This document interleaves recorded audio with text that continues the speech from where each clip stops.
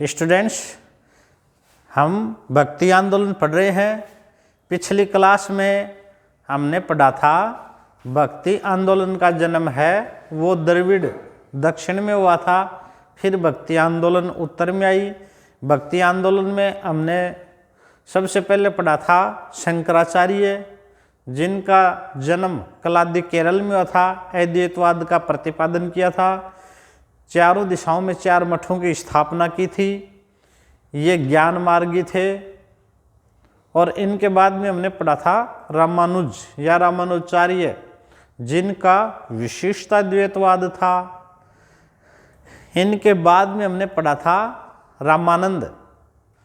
रामानंद भक्ति आंदोलन को दक्षिण भारत से उत्तर भारत लेकर के आए थे, इसके लिए प्रसिद्ध हैं। और रामानंद प्रथम भक्ति संत थे जिन्होंने अपने उपदेश हिंदी में दिए थे, और रामानंद अपने 12 शिष्यों के लिए प्रसिद्ध थे। तो आज की क्लास में हम रामानंद के 12 शिष्यों में से कबीर सबसे महत्वपूर्ण थे, उन्हीं का अध्ययन कर रहे हैं। तो आप एक बात समझ गए, कबीर किन के शिष्य थे? रामानंद के शिष्य थे। कबीर का जन्म है 1398 ईस्वी में हुआ और मृत्यु है वो है 1598 ईस्वी। अच्छा, कबीर के बारे में विवाद भी है, काफ़ी किताबों में अलग अलग मिल जाती हैं। कबीर के बारे में 1398 से 1518 करेंगे इसको हम। 1398 से एक बार तिथि को फिर देखते हैं कबीर की। चलिए,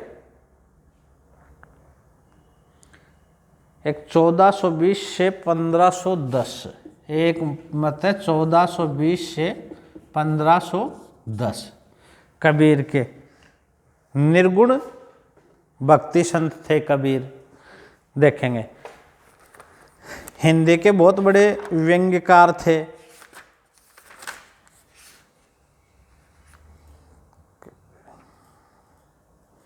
देखिए,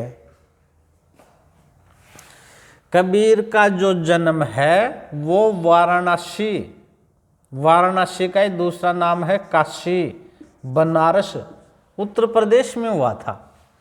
अच्छा, इनका ये कहते हैं किसी विधवा की संतान थे, और इनका जो पालन पोषण है ये मिले थे नीरू व निम्मक नामक जुल्लाहा को। तो इनका जो पालन पोषण है नीरू व निम्मक नामक जुल्लाहा ने किया था।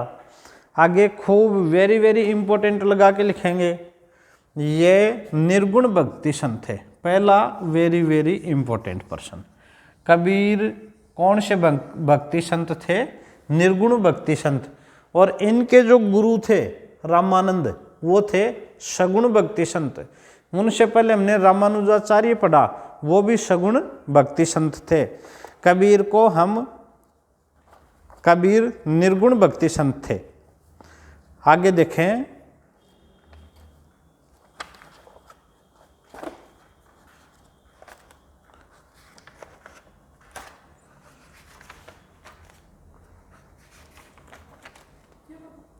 तेरह सौ 98 से देखो, जन्म के बारे में 1398 से कुछ बुकों में 1518 ही लिखा है, और कुछ में 1420 से 1510 लिखा है।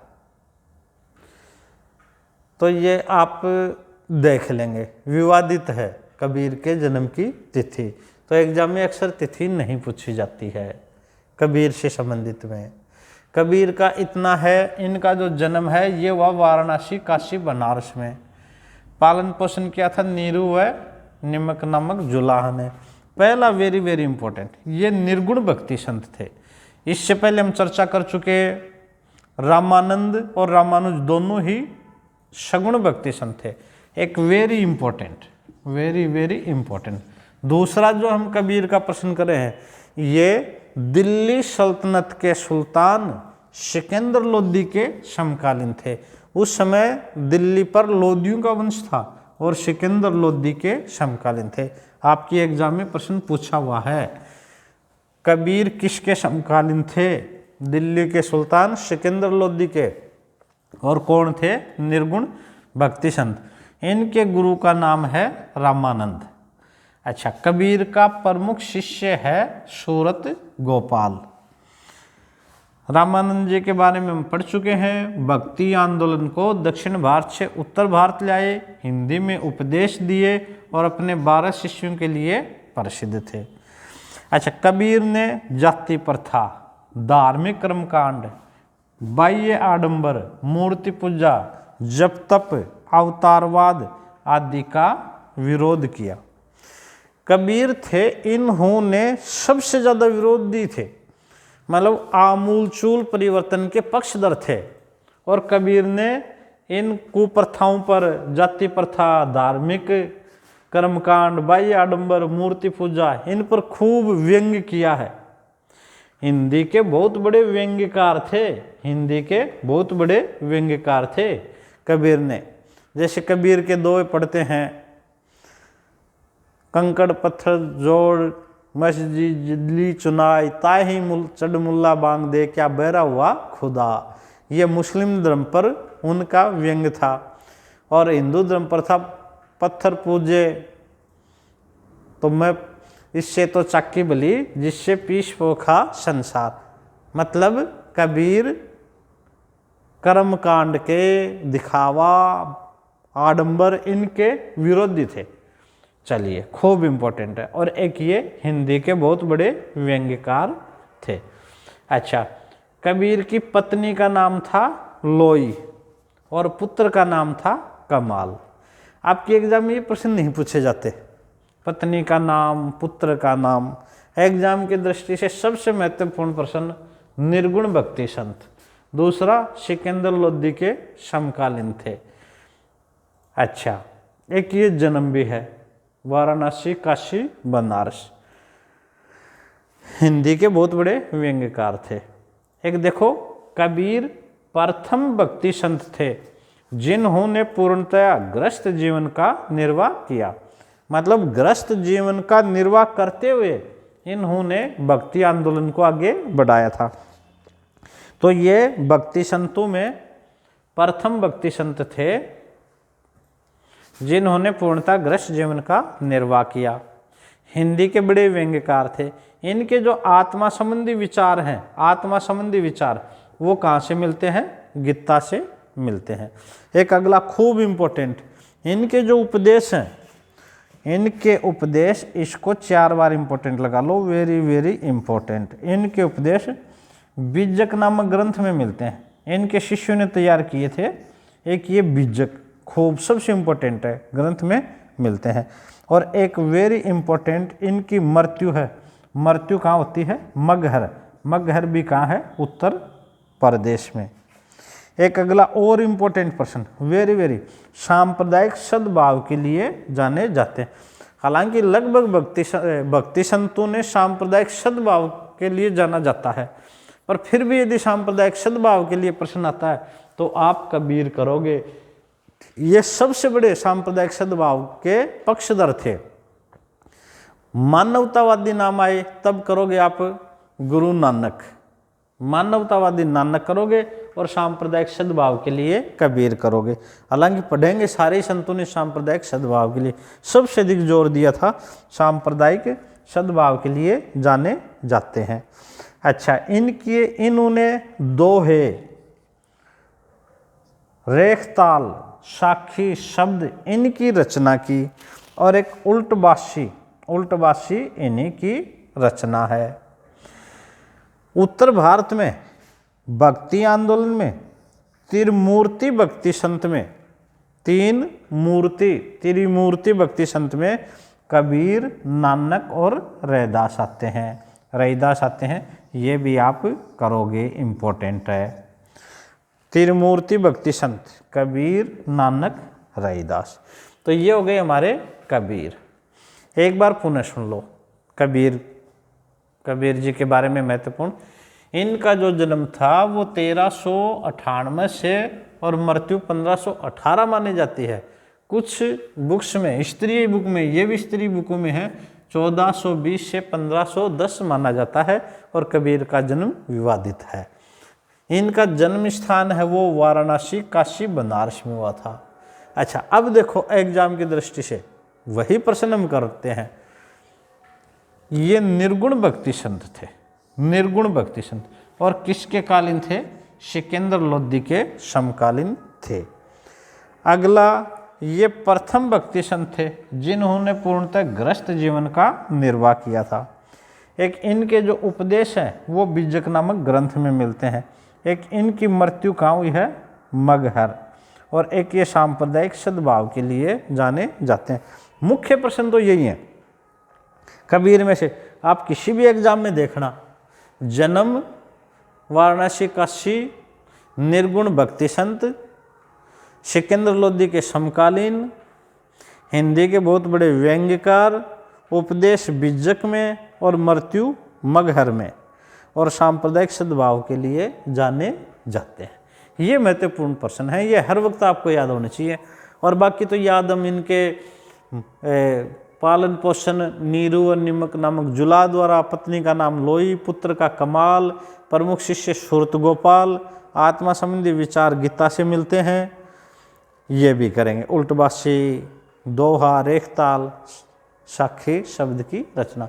परंतु तत्कालीन समाज में सबसे अधिक आमूलचूल परिवर्तन के पक्षधर कबीर थे और बड़े निर्भय होकर के अपनी व्यंग्य के माध्यम से अपने विचारों को प्रस्तुत किया। चलिए अब हम अगला चलते हैं रैदास। रैदास भी रामानंद के शिष्य में थे। ये भी निर्गुण भक्ति संत थे।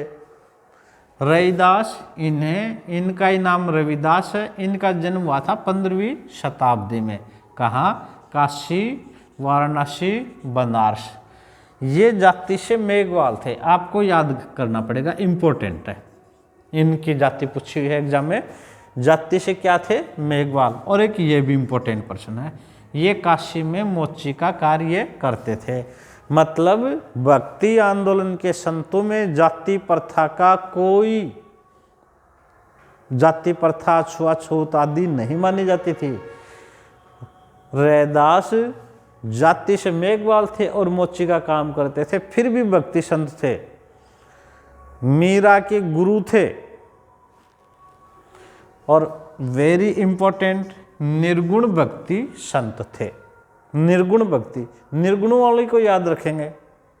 मैं आपको एक प्रश्न पूछ रहा हूं, आप बताना, निम्नलिखित में से कौन संत निर्गुण भक्ति संत नहीं था? निम्नलिखित में से कौन संत निर्गुण भक्ति संत नहीं था? पहला ऑप्शन है कबीर, दूसरा है रैदास, तीसरा है गुरु नानक, और चौथा है मीराबाई। मीराबाई सगुण थी। कबीर, रैदास और नानक निर्गुण थे। याद रखोगे, खूब इंपॉर्टेंट है। निर्गुण भक्ति संत थे। अवतारवाद का खंडन किया। अवतारवाद, मूर्ति पूजा, इन सब धार्मिक वृत्तियों का खंडन किया। इनके उपदेश रैदास की पर्ची नामक ग्रंथ में मिलते हैं। इनके उपदेश कहाँ मिलते हैं? रैदास की पर्ची नामक ग्रंथ में मिलते हैं। इन्होंने रायदासी संप्रदाय की स्थापना की। कौन से संप्रदाय की स्थापना की? रायदासी संप्रदाय की स्थापना की। मीरा के गुरु थे और इनकी छत्री कहाँ है?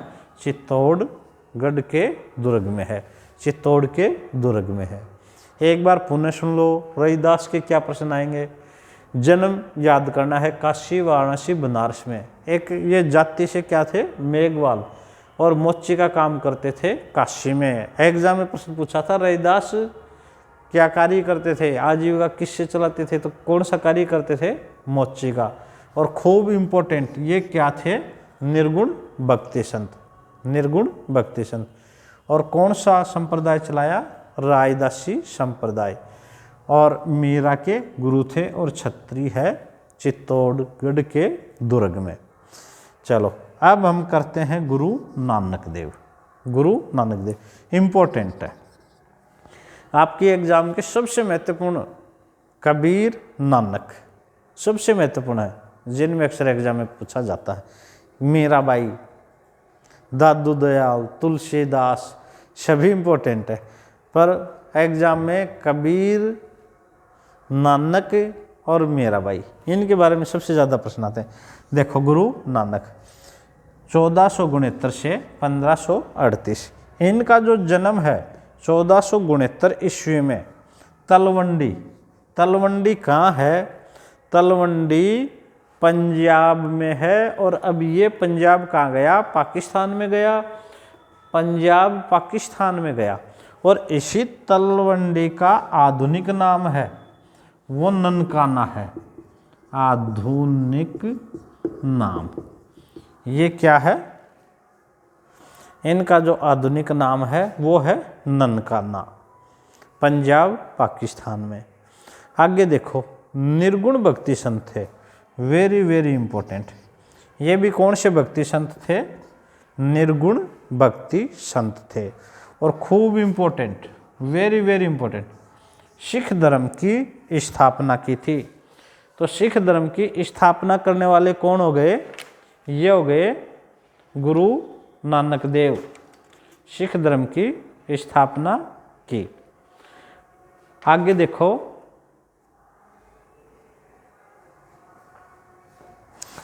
इंपॉर्टेंट है, मानवतावादी संत थे। मानवतावादी पे प्रश्न आता है, गुरु नानक पे ही आता है। मानवतावादी सांप्रदायिक सद्भाव के लिए किन पर आता है? सांप्रदायिक सद्भाव के लिए आता है कबीर पर। अच्छा, इनके उपदेश व गीतों का संकलन आदि ग्रंथ, आदि ग्रंथ कोई कौन सा ग्रंथ बोलते हैं? गुरु ग्रंथ साहिब। ये सिखों का सबसे पवित्र ग्रंथ माना जाता है।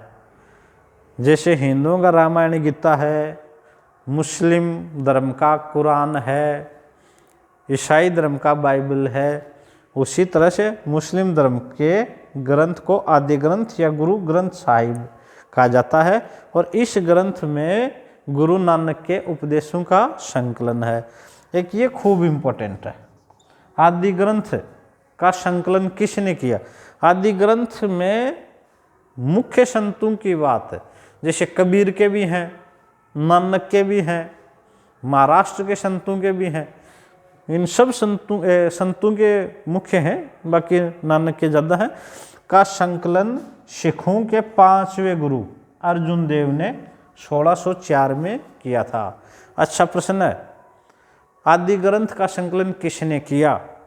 सिखों के 5वें गुरु अर्जुन देव ने 1604 में किया था। 1604 में किया था। आप बता सकते हो अर्जुन देव को फांसी की सजा दी थी किस मुगल शासक ने दी थी? ये जहांगीर ने दी थी गुरु अर्जुन देव को। चलिए अब हम आगे बढ़ रहे हैं। पहले सूफी संतों के साथ रहते थे। एक एग्जाम में ये भी प्रश्न पूछा, निम्नलिखित में से कौन से संत पहले सूफियों के साथ रहते थे फिर अलग रहने लगे? तो ये किन के साथ रहते थे? कबीर थे। पहले सूफी संतों के साथ रहते थे, फिर बाद में अलग रहने लगे। अच्छा, इन्होंने मुफ्त भोजन, निःशुल्क भोजन की व्यवस्था की। गरीब, असहाय, पीड़ित, जिनको भोजन नहीं मिल रहा उनके लिए बिना पैसे निःशुल्क या मुक्त भोजन, जिसे कहा जाता है गुरु का लंगर। गुरु का लंगर, मुक्त या निःशुल्क भोजन देते हैं। आज भी सिख परंपरा में गुरुद्वारा में रविवार के दिन फ्री में भोजन मिलता है।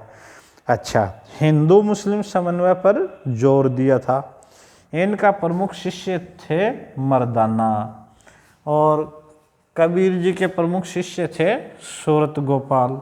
आप बहुत सी बार सुनते हो, कबीर गुरु नानक और मर्दाना एक गांव में गए, वहाँ लोगों ने इनका अपमान किया। तब गुरु नानक ने कहा कि आप सब आबाद रहें। फिर एक गया, जहाँ इनका खूब सम्मान किया, वहाँ उनका गया कि तुम सब बिखर जाओ। तब मर्दाना पूछते हैं गुरु नानक देव से कि आपने कैसे कहा, है ना? तो ये वही मर्दाना है जिनकी अक्सर कहानी सुनी जाती हैं। कहा था कि अच्छे व्यक्ति बिखर जाएं, हर जगह अच्छी बातें फैलाएं, है ना। मर्दाना, अपने को नाम याद रखना है मर्दाना। एक है सिमरन। सिमरन क्या है? सिख परंपरा में सिमरन क्या है? सिमरन भक्ति की पद्धति है। सिमरन क्या है? भक्ति की पद्धति है। अच्छा, एक और देखें, जो गुरु नानक हैं इन्होंने कर्मवाद में विश्वास किया है। देखो, कर्मवाद में विश्वास करते हैं। कर्मवाद क्या है? प्रत्येक व्यक्ति को उसके कर्मों का फल मिलता है। अच्छा कर्म करता है, अच्छे फल मिलते हैं। बुरा कर्म करता है, बुरे फल मिलते हैं, है ना। और ईश्वर को इस कर्म सिद्धांत में न्यायाधीश मानना है। वो सबके कर्मों की नज़र रखता है। अच्छों को अच्छा फल, बुरों को बुरा फल। ऐसा कहीं भी नहीं होता कर्मों का फल नहीं मिले। तो ये अच्छी मेहनत करेंगे, अच्छे कर्म करेंगे, वो नौकरी लग जाएंगे, नहीं मेहनत करेंगे वो नहीं लगेंगे। तो कर्मवाद को मानते हैं, एक पुनर्जन्म को मानते हैं, पुनर्जन्म में विश्वास करते हैं। परंतु कबीर वेद में किस में विश्वास नहीं करते? वेदों में विश्वास नहीं करते। वेद और पुराण को नहीं मानते। वेद और पुराण को नहीं मानते हैं। चलिए, ये थे हमारे गुरु नानक देव। अब एक प्रश्न और देख लो गुरु नानक देव में। इनकी जो मृत्यु है, मृत्यु ये 1538 में हुई। कहाँ हुई? ये हुई करतारपुर। मैं यहाँ लिख देता हूँ इनकी मृत्यु को। इनकी मृत्यु हुई करतारपुर। और करतारपुर कहाँ है? पंजाब में। करतारपुर, अभी करतारपुर कॉरिडोर, करतारपुर पंजाब में इनकी मृत्यु होती है 1538 में। अब देखो, गुरु नानक में कौन से प्रश्न याद करोगे? एक तो इनका जन्म करोगे, तलवंडी। जन्म कहाँ हुआ? तलवंडी। ये कहाँ है? इसी का वर्त नाम है ननकाना। और ये पाकिस्तान के पंजाब प्रांत में है, खत्री परिवार में हुआ था। और सबसे महत्वपूर्ण प्रश्न, निर्गुण भक्ति संत थे। और एक इन्होंने सिख धर्म की स्थापना की। सबसे अच्छा है सिख धर्म की स्थापना। ये हर जीके की परीक्षा में पूछा जाता है। और एक ये मानवतावादी। एक इनके उपदेश आदि ग्रंथ में है। और इसका संकलन किसने किया था? सिखों के 5वें गुरु अर्जुन देव ने 1604 में। पहले सूफियों के साथ रहते थे, फिर अलग से रहते थे। सिमरन भक्ति की पद्धति थी। चलिए, ये हो गए हमारे गुरु नानक देव। अब हम एक लास्ट संत लेते हैं और ये हैं, खूब इम्पोर्टेंट है, चैतन्य महाप्रभु। चैतन्य महाप्रभु। आप बताओ चैतन्य महाप्रभु पर क्या प्रश्न आता है? चलिए, चैतन्य महाप्रभु पर हम चर्चा करें उससे पहले कबीर के उपदेश किस ग्रंथ में मिलते हैं ये बता दो। कबीर के उपदेश किस ग्रंथ में मिलते हैं? कौन बताएगा? चलो दूसरा सुनो, कबीर के उपदेश मिलते हैं बिज्जक में। अगला प्रश्न बताओ, कबीर की मृत्यु कहाँ हुई? कबीर की मृत्यु मगहर। मगहर कहाँ है? उत्तर प्रदेश में। अगला प्रश्न बताओ, कबीर सगुण थे या निर्गुण? कबीर कैसे थे? निर्गुण भक्ति संत। निर्गुण, हिंदी के बहुत बड़े व्यंग्यकार। अच्छा, आगे बताओ, हिंदू मुस्लिम समन्वय या सांप्रदायिक सद्भाव के लिए कौन जाने जाते हैं? कौन जाने जाते हैं? कबीर। मानवतावादी कौन थे? नानक। सिख धर्म की स्थापना किसने की? गुरु नानक ने। गुरु नानक का जन्म कहाँ हुआ? तलवंडी, वर्तमान ननकाना। कार्तिक पूर्णिमा के दिन हुआ था। किस दिन हुआ था? कार्तिक पूर्णिमा के दिन। अभी हमने लिखा नहीं, बाकी इनका जन्म कार्तिक पूर्णिमा के दिन हुआ था, याद रखना। कार्तिक पूर्णिमा के लिए 3 बात याद रखोगे। कार्तिक पूर्णिमा को गुरु नानक देव का जन्म, कोलायत बीकानेर का जो मेला है वो भी कार्तिक पूर्णिमा के दिन है, पुष्कर पशु मेला है अजमेर में, पुष्कर में पशु मेला, वो भी कब है? कार्तिक पूर्णिमा के दिन। पर बेनेश्वर है ना, बेनेश्वर है डूंगरपुर में, बेनेश्वर, ये जो आदिवासियों का कुंभ बोलते हैं से, आदिवासियों का कुंभ, ये कार्तिक पूर्णिमा के दिन नहीं है। 3 मेले बता दिए मैंने। एक तो कोलायत है बीकानेर, अच्छा, एक बता दिया पुष्कर मेला,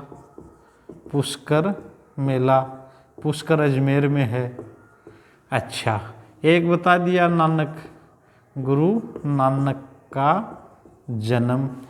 ये तीनों घटनाएं कार्तिक पूर्णिमा की हैं, कार्तिक पूर्णिमा की। परंतु बेनेश्वर मेला है जिसे आदिवासियों का कुंभ है, ये कार्तिक पूर्णिमा पर नहीं है, इसको याद रखना। किस नदी? मुख्य नदी है माई सोम जखम संगम पर, माँ से माघ, ये माघ महीने में है, याद रखना, माघ महीने में है। चलो एक बात और बता दो, गुरु नानक की मृत्यु कहाँ हुई थी? करतारपुर पंजाब में। मानवतावादी आदि ग्रंथ का संकलन किसने किया था? सिखों के पास गुरु अर्जुन देव ने। रैदास जाति से क्या थे? मेघवाल। क्या कार्य करते थे? मोची का। छत्री कहाँ है? चित्तौड़ के दुर्ग में। किसके गुरु थे? मीरा के गुरु थे। कैसे संत थे? निर्गुण। कबीर भी निर्गुण, नानक भी निर्गुण। अब है चैतन्य महाप्रभु।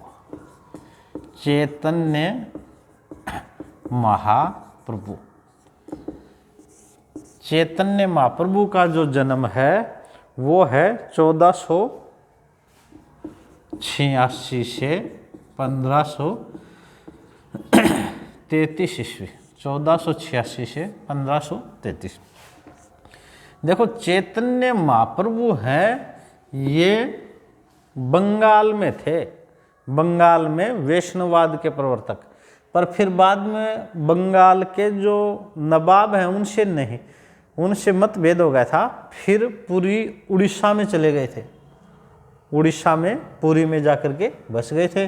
तो चैतन्य महाप्रभु का जो जन्म है वो 1486 में नदिया या नवद्वीप, ये कहाँ है? बंगाल में हुआ। इनका जो वास्तविक नाम ये विश्वंभर था, विश्वंभर। वास्तविक नाम क्या था इनका? विश्वंभर। परंतु प्रसिद्ध किस नाम से हुए थे? चैतन्य महाप्रभु से। और इनका जो बाल्यावस्था में इनको निमाई कहते थे, निमाई। देखो, चैतन्य महाप्रभु, वास्तविक नाम विश्वंभर, बाल्यावस्था में निमाई, और फिर संत के रूप में चैतन्य महाप्रभु। इनका पहला इम्पोर्टेंट प्रश्न लगा के हम लिखेंगे, बंगाल में ये वैष्णव, बंगाल में आधुनिक वैष्णववाद के प्रवर्तक। बंगाल में वैष्णववाद था या वैष्णव धर्म था, वो इन्हीं के द्वारा प्रारंभ किया गया था। आगे देखो, इनका जो भक्ति आंदोलन है, इनका जो वैष्णववाद है, वो संपूर्ण बंगाल व उड़ीसा में भक्ति आंदोलन, या यूं कहें वैष्णववाद, वैष्णववाद का प्रचार प्रसार किया। पहले बंगाल में और फिर कहाँ चले गए थे, उड़ीसा में। चैतन्य महाप्रभु पहले ईश्वरपुरी के शिष्य थे। किसके शिष्य थे? ईश्वरपुरी के। परंतु बाद में केशव भारती से दीक्षा ली। दीक्षा किससे ली? केशव भारती से। और शिष्य पहले किसके थे? पहले शिष्य थे ईश्वरपुरी के। एक खूब वेरी वेरी वेरी 4 बार सबसे महत्वपूर्ण प्रश्न है किनका? चैतन्य महाप्रभु का। इन्होंने भक्ति में कीर्तन को प्रारंभ किया था। खूब इम्पोर्टेंट है। भक्ति जो आंदोलन है उसमें कीर्तन, भक्ति में कीर्तन को कौन लेके आए थे? श्री कृष्ण गोविंद हरे मुरारी, हे नाथ नारायण वासुदेवा, गोविंद जय जय गोपाल। कीर्तन क्या होता है? अपने आप को, भक्ति थी अपने आप को ईश्वर को समर्पित करना संपूर्ण रूप से। और इसमें चैतन्य महाप्रभु जब गीत गाते थे, भजन गाते थे, इतने भाव विभोर हो जाते थे और ये कीर्तन में इतने मग्न हो जाते थे और करते करते बेहोश हो जाते थे। तो कीर्तन जो प्रारंभ करने वाले थे भक्ति आंदोलन में, वो किसकी देन है? कीर्तन चैतन्य महाप्रभु की देन है। अच्छा, उड़ीसा के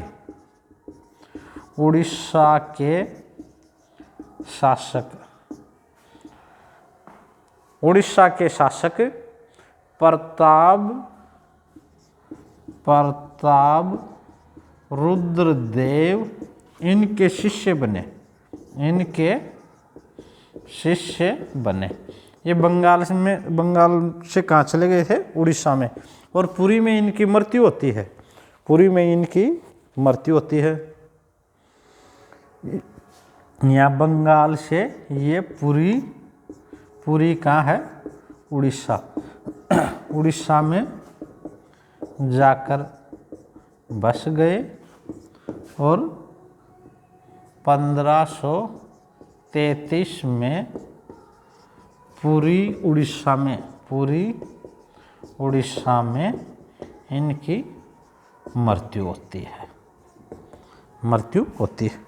और ये उड़ीसा में, बंगाल में इस धर्म के प्रतिपादक भी थे।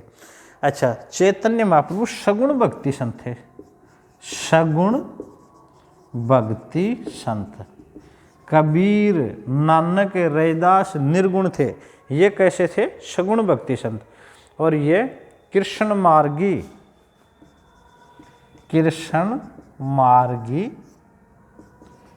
वैष्णव संप्रदाय। ये वैष्णव संप्रदाय में कृष्ण मार्गी थे। किसकी भक्ति करते थे? कृष्ण की। कृष्ण मार्गी वैष्णव शाखा में।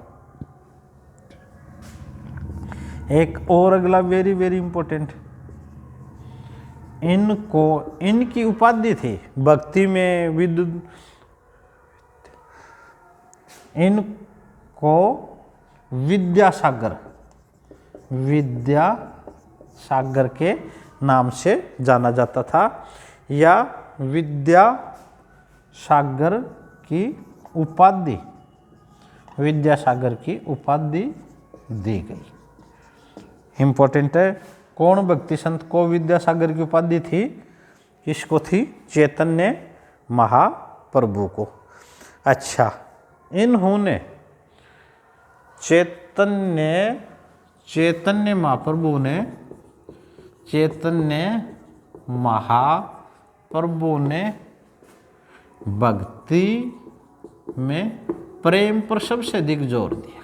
प्रेम पर, ईश्वर से प्रेम, मानव से प्रेम पर सबसे अधिक जोर दिया।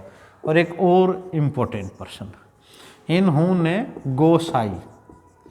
गोसाई संघ की स्थापना की, गोसाई संघ की स्थापना की। अब एक प्रश्न आप बताओगे, जैसे अद्वैतवाद था शंकराचार्य का, विशिष्टाद्वैतवाद था रामानुजाचार्य का, तो इन्होंने चैतन्य महाप्रभु का जो दर्शन है वो किस नाम से जाना जाता है? इनका जो दर्शन किस नाम से जाना जाता है? अचित्य भेदा भेद। इनका जो दर्शन है, इनका दर्शन जाना जाता है अचित्य भेदा भेद के नाम से। जैसे अद्वैतवाद था, अद्वैतवाद किसका था? शंकराचार्य का, शंकराचार्य। और विशिष्टता द्वैतवाद ये था रामानुजाचार्य का, रामानुजाचार्य का। और इनका क्या था? अचित्य भेदा भेद। इनका जो दर्शन था अचित्य भेदा भेद के नाम से जाना जाता था। और इन्हें गौरांग महाप्रभु, गौरांग महाप्रभु के नाम से भी जाना जाता था, गौरांग महाप्रभु से जाना जाता था। और 1533 में उड़ीसा में मृत्यु, उड़ीसा में मृत्यु। चलो अब एक बार पुनः जो इनके इम्पोर्टेंट पर्सन है, जन्म नदिया नवद्वीप बंगाल में हुआ था, वास्तविक नाम विशंबर था, बाल्यावस्था में निमाई कहा जाता था। और पहला इम्पोर्टेंट है बंगाल में आधुनिक वैष्णववाद के प्रवर्तक, बंगाल में आधुनिक वैष्णववाद के प्रवर्तक। संपूर्ण बंगाल व उड़ीसा में भक्ति आंदोलन किया। पहले शिवपुरी के शिष्य थे, फिर केशवी भारत से दीक्षा ली और सबसे महत्वपूर्ण भक्ति आंदोलन में कीर्तन को प्रारंभ किया। उड़ीसा के शासक प्रताप रुद्रदेव इनके शिष्य थे, पूरी उड़ीसा में जाकर बस गए। 1533 में मृत्यु। हाँ, एक ये सगुण भक्ति संत, कौन था? सगुण भक्ति संत। और एक इम्पोर्टेंट विद्यासागर की उपाधि, विद्यासागर की उपाधि। एक गोसाई संघ भी करेंगे इनकी, और एक इम्पोर्टेंट अचित्य भेदा भेद। और एक किस नाम से जाना जाता है? गौरांग महाप्रभु। एक बार पुनः सुनो, जो बच्चे कम पढ़ना चाहते हैं और एग्जाम में प्रश्न मिले, तो सबसे पहला प्रश्न कि भक्ति में कीर्तन का प्रारंभ। दूसरा प्रश्न बंगाल में आधुनिक वैष्णववाद के प्रवर्तक। तीसरा प्रश्न सगुण भक्ति। चौथा विद्यासागर। पांचवा गोसाई संघ। छठा अचित्य भेदा भेद। और सातवां पूरी उड़ीसा में मृत्यु। केवल मात्र 7 प्रश्न किए हैं, 7 में से मिल जाएगा, फिक्स होते हैं एग्जाम में। एग्जाम को फाइट करने के लिए एग्जाम की दृष्टि से ही पढ़ो, इम्पोर्टेंट चीज़ें पढ़ो। कोई भी टॉपिक में सिलेबस में से इम्पोर्टेंट चीज़ छूटे नहीं, अनावश्यक ढेर को याद मत करो।